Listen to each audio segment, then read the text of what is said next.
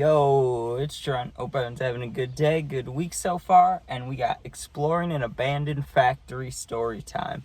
So, I don't know exactly how this got abandoned, but there's a bike path right by my house that me and my friends used to go on. And there was an abandoned house also on the bike path, but you had to walk through I guess you'd call it a marsh or a swamp or something. You got to walk through this water and really high grass and wheat and stuff. And then there's burrs and you got to jump over another little river, and then you get to this house in the middle of the woods, right? And that was always cool to check out, but we knew if we kept looking down the bike path, there's some other things, right? And they had those big, we call them factories, but they're like mills, they produce sand or rocks, or, you know what I'm talking about though, where they transport sand, or it's you'll see it pouring sand out onto a giant sand pile. And you look at those, I don't know what exactly they're for, but on the bike path, they had a bunch of those, right? And most of them were still working and still going, but there was one of them that was shut down, right? And we could never get to it because it was behind this huge barbed wire fence, and, we just didn't want to climb over it. There was no way to climb over it. I mean, I guess I've seen in movies where people put cardboard or throw a sweatshirt over it and then climb over it, but we never cared enough. We were like, why would we cut ourselves on barbed wire just to go to, an abandoned factory or, sand mill or whatever you want to call it, right? It didn't seem worth it until this day, right? Also, I think the reason that this thing was abandoned was there was a tornado in my town in the 70s, a long, long time ago. So, maybe it was working then and it got fucking destroyed by the storm. I don't know. But there's things there that I think it's because of the storm. So we go and we're riding our bikes, and this is the reason we discovered it, right? We're riding our bikes way further than we should have been at the time, because we were younger. We were in 7th grade or maybe 6th grade. We were young, right?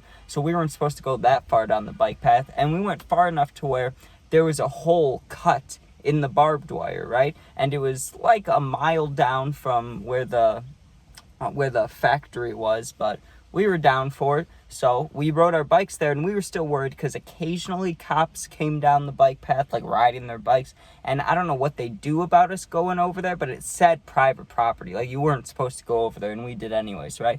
But we made sure to hide. We went through the hole. We stuffed our bikes through the hole too, and we hid our bikes under all this grass and trees and stuff. So even if the cops came, they wouldn't really know anyone was there, or they'd have to look real hard to find out, So we hide our bikes and we start walking, and there was a little path kind of designed straight to the factory. So maybe either one, this was a path that was here a long time ago, in the 70s or 80s or 60s, whenever this thing was moving, then it was, or people are doing what we did now. They're going to explore this abandoned factory, and they took this path too. I wasn't sure, right? But we start walking, and when I say path, it wasn't a designed path. We got there on a designed path. This was the only reason there was an opening between the trees and the forest and stuff is literally because an animal had walked there, or a person walked there. It was just shrubbery and stuff pushed down. There was not footsteps, but you could tell something ran over there, right?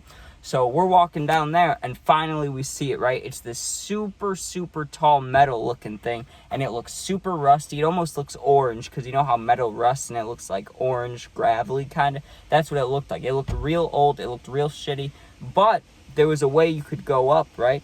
You get there, and there's nothing on the ground. It looks like metal completely gutted, right? It doesn't even look like a building anymore. It just looks like fragments of a building, if a building blew up and you're looking at it many years later, right? But there was what I would call half a ladder, and if you climbed the ladder and then reached up with your right arm, you could pull yourself on this metal ledge, right? And if you had enough strength to pull yourself up like this much, right? So not fingertips, but your finger knuckles, right? If you had enough strength to pull yourself through that little hole, or not little, but pull yourself up onto the ledge like a video game, dude, Uncharted, pulling yourself up in Uncharted, right? If you could do that, you could explore, right? Because there was this big open space, and it wasn't a room, but it was just the one place you could kind of sit, right? Because if you're on the ground, you're just looking up at this giant building or giant factory that's destroyed, and you're like, man, I wonder if I could get up there. That's cool. But then once you get up there, it's terrifying because you're at nearly the top. You can't move. You can't go up or down unless you climb through that hole again,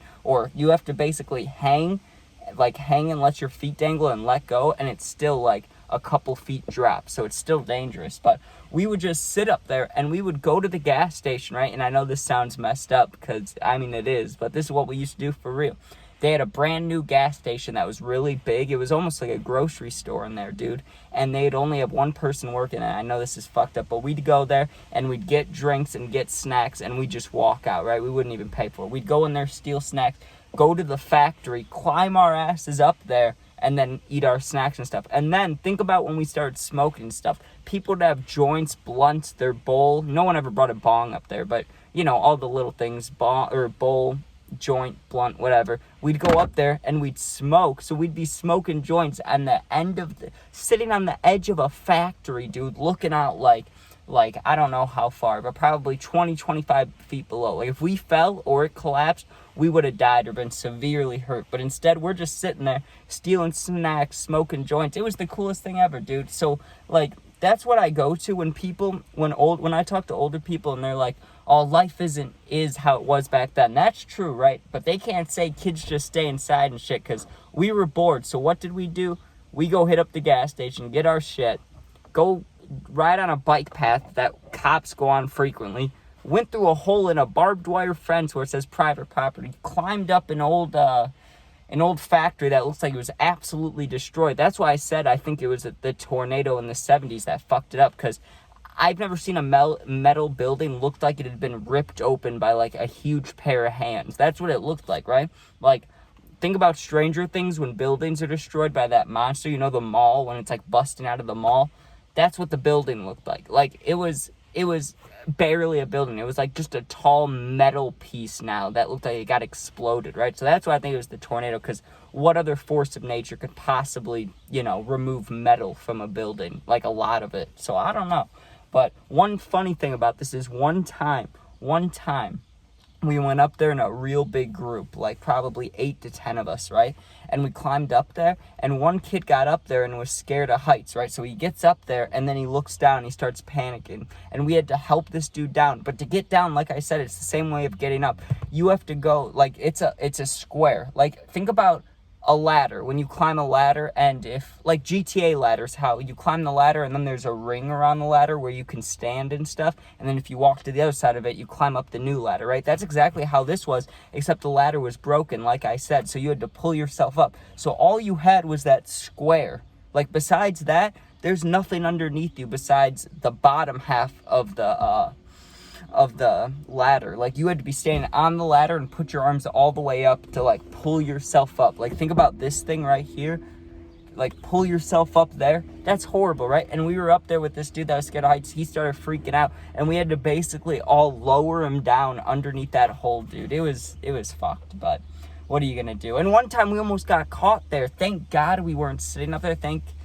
We were very lucky to be all the way walking back. But because you can see through the fence, even though it's barbed wire on the top, and it's a normal metal fence, like in the middle, like you can see through it. So we were walking along the path on the way back to our bikes, and cops saw us coming from that direction, right? So they could turn around, but they didn't know where the hole was, I'm sure. So we had to book it to the hole and get back there before they got back there. And then we had to ride our bikes back the way they came, and we didn't pass them again. So I don't know exactly how that worked. Maybe they turned around and we just got lucky, but I don't know. Things like that used to happen, dude, but that's weird, right? We just had a bike path that just had abandoned buildings off the side of it. Like, you would think that would be like a road. Like, think about Route 66. You drive on there. There's probably abandoned bars, abandoned restaurants, abandoned houses.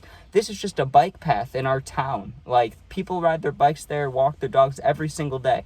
But if you just venture off the path a little bit to the right or a little bit to the left, you know what you'll find? A bunch of abandoned buildings, a bunch of abandoned houses. So that's wild. Like, where are these houses coming from? Where are these buildings coming from? They're just there, and then you show up and, like, I don't know. It's wild. And once you explore them, it's cool too, because I remember going in the house and there was a person in there one time and we all ran out, and someone started setting up deer cameras by the abandoned house, and that was scary because we used to go there all the time. So someone must have been aware we were going there and then was trying to catch us on film, but like a hunter's thing, like it flashes. It's like a flash thing. You run in front of it, it flashes. So I don't know why a hunter would be watching by an abandoned house, especially when there's a lot of people over there. No animal's gonna be there. He was hunting people, dude. He was hunting us. I don't know, but anyways, thank you guys for watching. If you enjoyed, please sub, please share. That was a really loud noise. I don't know what that could have been. But anyways, thank you. If you ever need anything, you can comment. And as long as it's positive, I'll answer. If you're ever going through anything, though, you need someone to talk to, you can hit up my Instagram. It's attached to my YouTube link, the About Me or the channel info, whatever. You go in there, DM me. I'll get back to you within a day. You're not alone.